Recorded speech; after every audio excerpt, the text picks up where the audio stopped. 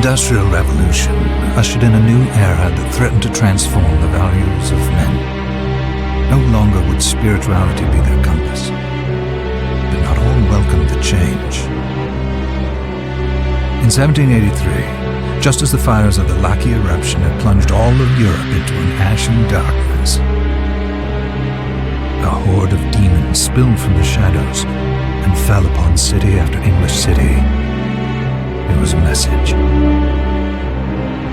The Alchemy Guild, fearing the rise of industrialism and abandonment by their wealthy patrons, had done the unthinkable to defend their existence. Through recondite arts, the alchemists had created shard binders, humans transplanted with crystal that attuned them to demonic power. They sacrificed the shard binders, and in doing so threw the gates of the world open to demon blood. Countless innocents died, and though the church succeeded in vanquishing the Hell's End, a steep price had already been paid and collected. As for the shard binders, they were presumed to have all died in the sacrificial rite. However, two survived. Jebel, a boy for whom by some miracle the rite did not prove fatal. And Miriam, a girl who was spared the rite altogether on account of the strange slumber that took her just before it could begin. 10 years have passed. Mankind too soon forgets tragedy. The demons have returned, presaged by a great castle. And on this very hour, Miriam awakens. Upon learning Jebel is the architect of this new Bloodstained Ritual, Miriam and the alchemist Johannes set forth for the accursed castle.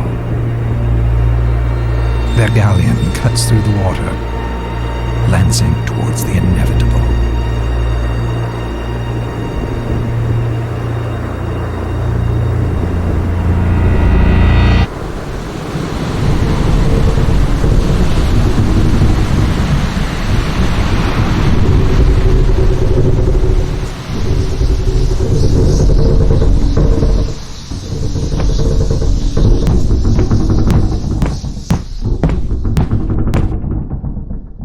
Johannes, are you certain it was... It was Jebel's doing, Miriam. No mistake. It's so hard to believe. I wouldn't even be alive if not for him. He's a good soul. I know how you feel. But the facts are apparent. And the hell he endured 10 years ago would break the best of souls. Miriam, I want you to know that I'm sorry. What my brothers subjected you to, there's no forgiving it. It was their transgression, not yours. You always took care of us. Obviously, not enough. Well, let it go, Johannes. We need to focus on the task ahead. If Jebel is responsible for the summoning, then I have to stop him. I gave him my word. I ought to do it. He was my best friend. But I'm the only one who can. The shard experiments prepared me for combat. Let them amount to something. 10 whole years. What put me in that sleep? I wish I had the answer. All I know is the spell that stopped time for you was advanced, arcane. But by observing the ebb of the magic's hold on you, I was able to predict exactly when you would wake up. Oh, I see. We'll make landfall soon. You should get ready. I had the chest there packed with essential equipment. Now would be a good time to put it on.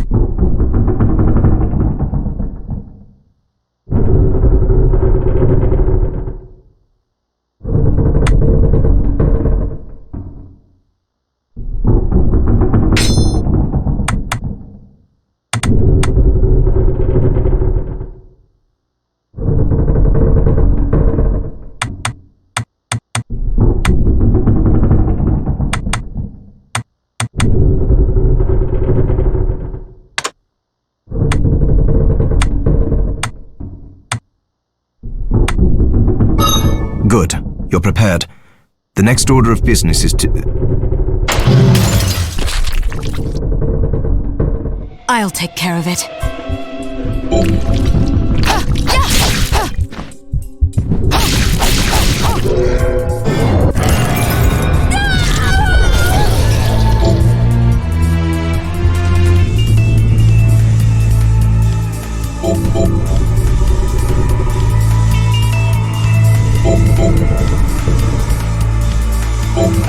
Was that a shard? I'd forgotten the way it felt. Like uninvited claws scraping across my bones. The demon's power was transmuted into that shard, which forcibly bonded to the crystal embedded in your body. The strength you gain from it is undeniable, but eventually, the crystal will devour you. I thought the procedure you discovered halted the corruption. It did, but that doesn't guarantee you'll be safe if you start absorbing shards in massive quantities. I know my body's limits better than anyone. And I'm going to need all the power I can get. If I run into trouble, you can help me. You've done it before. You'll do it again. Thanks for giving me a choice in the matter. Well, I won't let you down. Not if I can help it. Just promise you won't push yourself.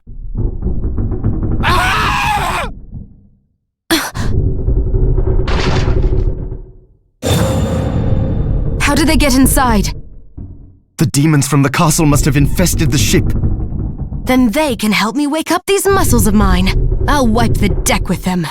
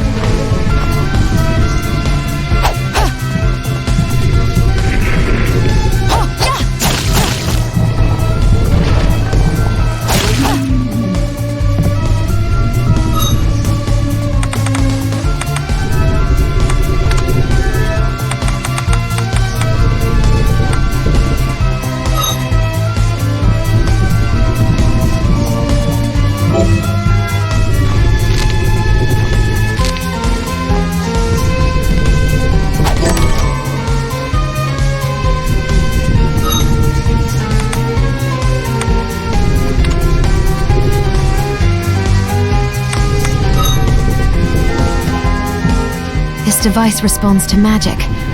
Maybe I just need to hold my hand up to it.